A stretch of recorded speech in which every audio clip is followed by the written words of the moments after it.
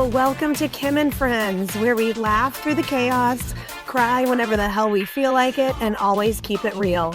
Because as women, the conversations we have and the stories we share behind closed doors need to be heard out in the wild. I'm Kim, and I appreciate you taking the time to listen today. I really hope something resonates with you.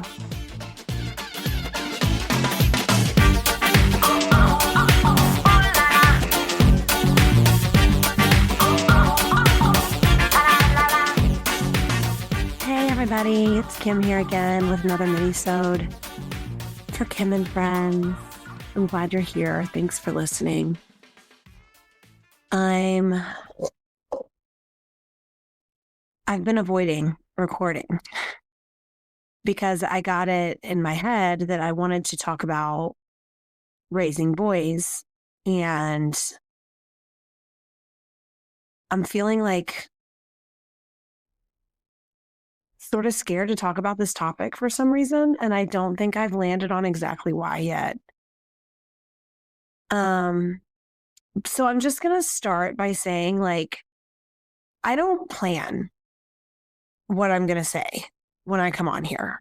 I don't write down any notes. I don't have an outline or a beginning, middle, end. I have thoughts. I have what goes on in my brain. But I just feel like I want to put out there that this is not, I don't think what I'm saying is always true or accurate, even for me. I can listen back to it and be like, do I really think that or feel that or believe that? Or maybe I did at that moment, at that time, but I don't know.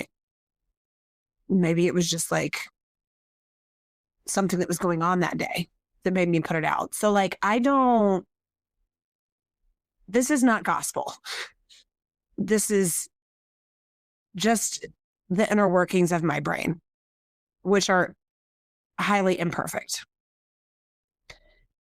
So when I think about taking on a topic like mothering boys or raising boys to be great men, for whatever reason, I was able to talk about raising daughters pretty freely, and easily isn't the right word, but without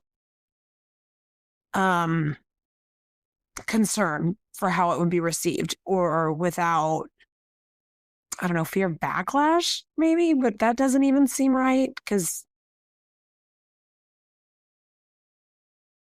I just don't think that many people are listening that don't already identify with my mindset. So it feels overwhelming in a way that the other topics haven't, which kept making me feel like it was that much more important that I go ahead and do it. And very timely also because you all just met my son last week, if you hadn't met him already, and got to know a little bit about the little boy on his way to becoming a teenager and then a man that my husband and I are raising. And so when it comes to parenting, period, whether it be girls, boys, whatever, it's all of our first times, right? Most of us haven't done this multiple times. Some parents have. Some, my sister-in-law had 2 girls and then they took a 10-year break and then they had 2 more. And I'm sure it was nice to have that information from the first 2 to help inform what they did with the next 2. But sort of my approach with parenting in general is just that it's I just told Edna the other day, this is your first time being a 13-year-old girl. This is also my first time being a mom to a 13-year-old girl. So that's a big deal, right? And there's a lot of room for error. And the stakes are very high with the error. And you don't ever really get to know how badly you've screwed up until later. So there's no instant feedback loop. And I was raised in a house of all women in our own little mini matriarchal society. My mom mostly just my mom and me for the majority of my growing up years. My sisters were in the house like for the first like 10-ish years. And then slowly they both left. And then it was just the two of us. So there was never this like overwhelming feel, at least in my little unit, of like negative talk associated with being a female. I mean, like, oh, why are you crying? You're such a girl. Like stuff like that. Like I certainly saw it at school, in society, but it wasn't what was being like driven home in my house. And even my dad, when he was there, that's not how he fathered. That's not who he is. He is sweet, kind, sensitive, uh, an artist, uh, things that you would stereotypically associate with not being overtly toxically masculine.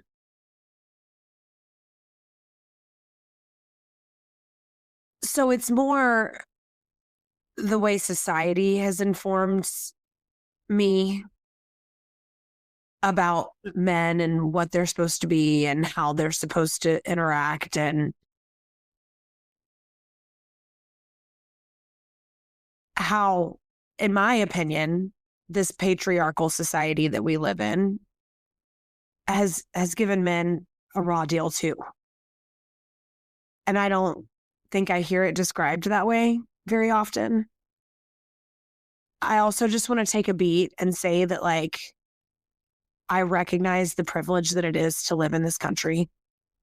And I recognize that there are much worse patriarchal societies on this planet existing right now. But that doesn't mean we can't do better. That I kind of cringe at that argument, because it's like, as long as there's somebody doing worse, then we can just be fine with where we are. And that's not accurate. That's not the way I want to move through the world. And I also don't see us moving away from a patriarchy as us taking something away from men. It's too big a load for anybody to carry. And I don't think it's tag y'all are out and now women were in, and now we're in a matriarchal society. I feel like we can move towards, or at least raise our sons and our daughters towards a place of equitability, equity, no matter how you identify gender wise. It's also not lost on me that what my husband and I have chosen for our roles in our relationship kind of follow those domestic lines to a certain degree. He is the primary breadwinner. I am doing the majority of the kid running and the paper signing and the field trip attending and the meal cooking. Can't say that about the cleaning. He's a good cleaner. And I am not. But I guess I don't feel like I'm raising my son that much differently than I'm raising my daughter. And that's a gross understatement, because he is going to encounter the world in a different way. And we're going to come across situations that he's going to have to deal with that Edna won't, and vice versa. But at its simplest, I just want my kids to know that home is always safe, no matter if you're angry or sad or acting out or wanting to be left alone. or need to take something out on me that doesn't have to do with me at all.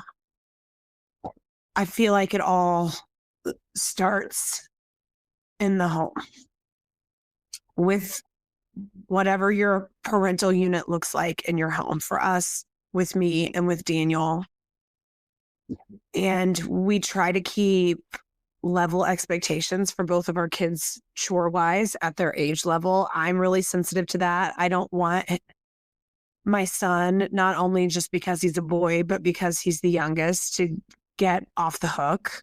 And Edna, because she's a girl and because she's the oldest, to have to do more domestic chores or have to do more because she's the oldest.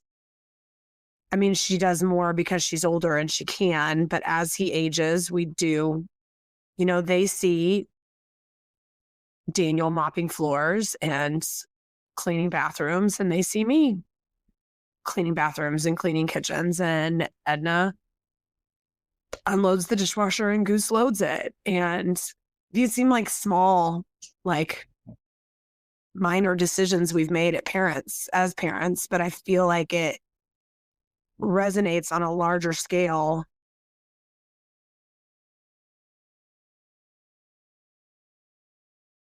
And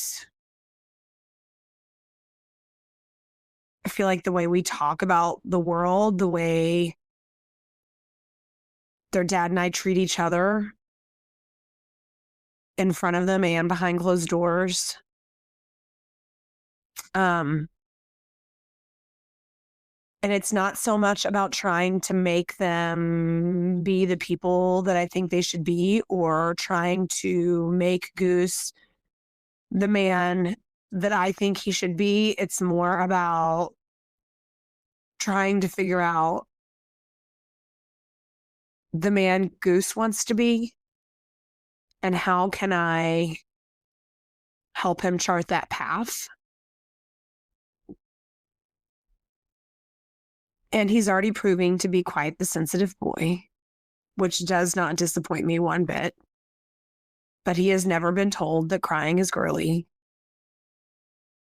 And he likes to have his fingernails and his toenails painted, and nobody in this house, and no one anywhere, aside from a couple boys at school, have tried to make him feel like that was a girly thing. And I also think even when he was told that it was girly, it was kind of a weird thing for him because he doesn't process that word as like an insult or a negative thing. And I just hope that if he wants to grow up and fall into what might be considered stereotypically male roles as we've set things up, if he is the primary provider, if he works longer hours, if he does less of the housework, if he, falls into some of those stereotypical roles, that it's because that's what he and his partner have decided that they want. And to me, that's feminism. And that also might look like him being a stay-at-home dad. And it doesn't seem like he's really going to play sports. And it looks like he's probably going to be a little more bookish and an inside kid and less of a rough and tumble outside kid, which would typically be considered not as masculine, but not in our house. And I feel like the people we surround ourselves don't look at it that way either. So no matter what path he takes, and no matter what sort of man he morphs into and becomes, I just want to be there to make sure it's one that he can, feel good in his skin most days and feel proud of who he is. And that's the kid, that's the boy I'm trying to raise. That's the girl, the teenager, the woman I'm trying to raise, or that we're trying to raise. And it does feel like an oversimplification to say that we're just raising them the same, because it's not the same.